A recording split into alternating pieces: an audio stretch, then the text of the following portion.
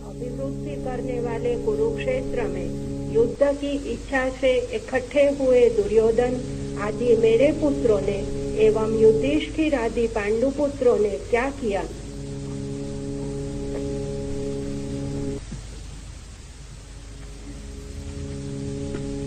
धृतराष्ट्र आंख से अंधे, लेकिन आंख के न होने से वासना नहीं मिट जाती। आंख के न होने से कामना नहीं मिट जाती।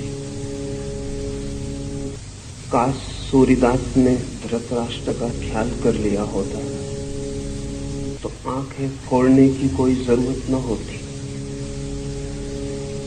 सूरदास ने आंखें फोड़ ली थी इसलिए कि न रहेंगी आंखें, न मन में उठेगी कामना, न उठेगी वासना।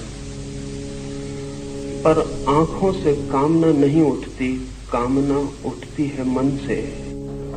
आंखें फोड़ भी डाली जाए तो भी वासना का कोई अंत नहीं।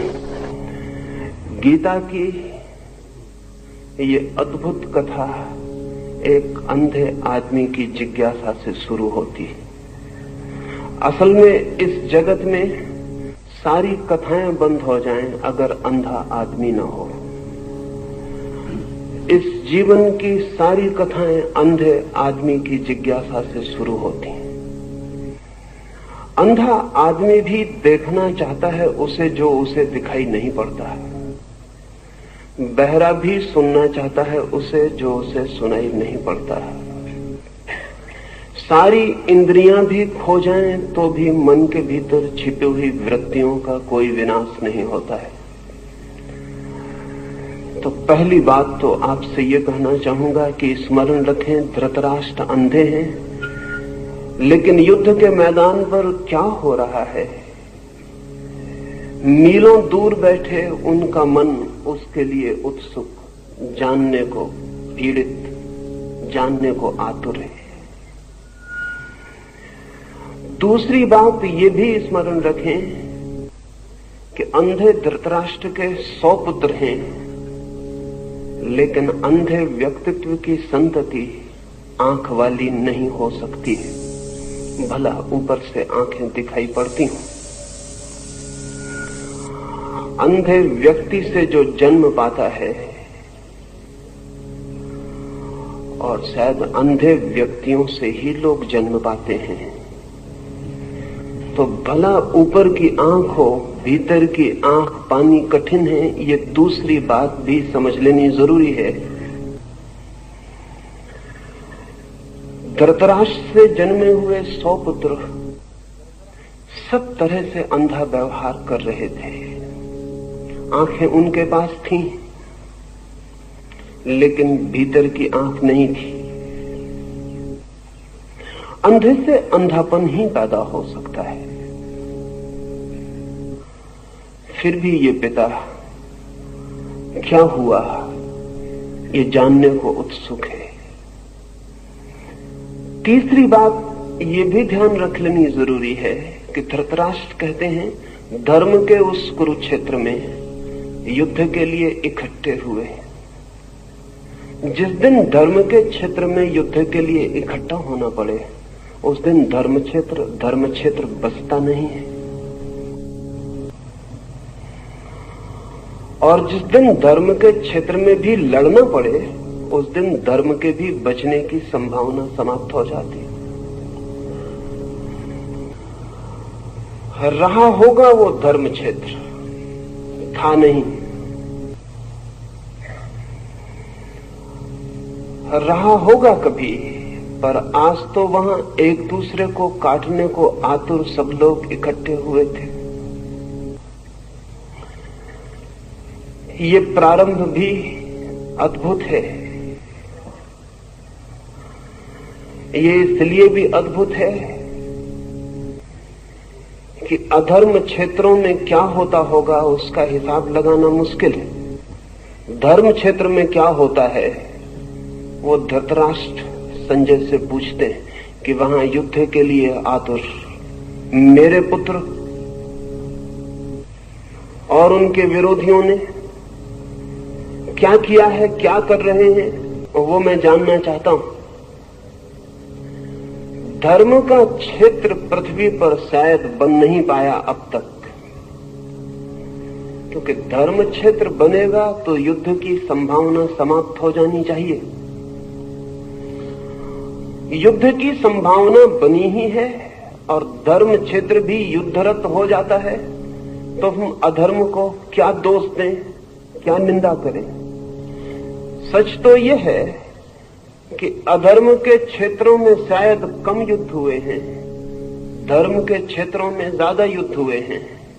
और अगर युद्ध और रक्तपात के हिसाब से हम विचार करने चलें तो धर्म क्षेत्र ज्यादा अधर्म क्षेत्र मालूम पड़ेंगे बजाय अधर्म क्षेत्रों के। ये व्यंग्य भी समझ लेने जैसा है कि धर्म क्षेत्र पर अब तक युद्ध होता रहा है और आज ही होने लगा है, ऐसा भी ना समझ लेना कि आज ही मंदिर और मस्जिद युद्ध के अड्डे बन गए हों। हजारों साल पहले जब हम कहें कि बहुत भले लोग थे पृथ्वी पर और कृष्ण जैसा अद्भुत आदमी मौजूद था, तब भी कुरुक्षेत्र के धर्म क्षेत्र पर लोग लड़ने को ही इकट्ठा हुए थे। ये मनुष्य की गहरे में जो युद्ध की पिपासा है, ये मनुष्य की गहरे में विनाश की जो आकांक्षा है, ये मनुष्य के गहरे में जो पशु छिपा है, वो धर्म क्षेत्र में भी छूट नहीं जाता, वो वहां भी युद्ध के लिए तैयारियां कर लेता है। इसे स्मरण रखने के लिए उपयोगी है। और ये भी कि जब धर्म की आड़ मिल जाए लड़ने को, तो लड़ना और भी खतरनाक हो जाता है, क्योंकि तब जस्टिफिकेशन, तब न्याय युक्त भी मालूम होने लगता है। तो ये अंधे धृतराष्ट्र ने जो जिज्ञासा की है, उससे ये धर्म ग्रंथ शुरू होता है। सभी धर्म ग्रंथ अंधे आदमी की जिज्ञासा से शुरू होते हैं। जिस दिन दुनिया में अंधे आदमी न होंगे, उस दिन धर्म ग्रंथ की कोई जरूरत भी नहीं रह जाती। वो अंधा ही जिज्ञासा कर रहा है।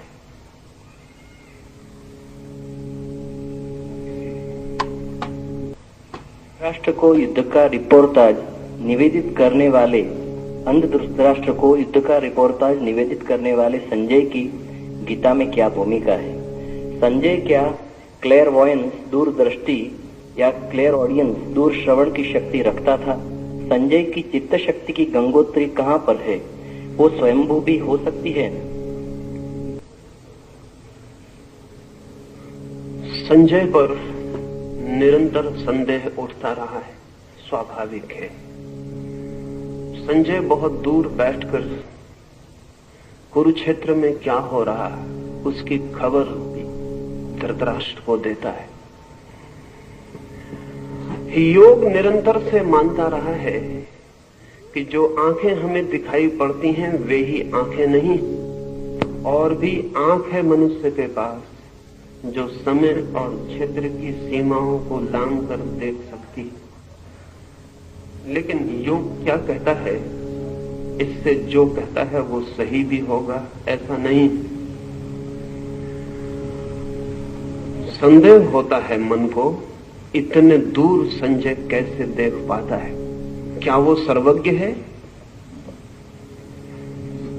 नहीं। पहली तो बात यह कि दूरदृष्टि, क्लेयरवॉयंस कोई बहुत बड़ी शक्ति नहीं है, सर्वज्ञ से उसका कोई संबंध नहीं है। बड़ी छोटी शक्ति है और कोई भी व्यक्ति चाहे तो थोड़े ही श्रम से विकसित कर सकता है। और कभी तो ऐसा भी होता है कि प्रकृति की किसी भूल चूक से वो शक्ति किसी व्यक्ति को सहज भी विकसित हो जाती। एक व्यक्ति है अमेरिका में अभी मौजूद, नाम है टेड सीरियो।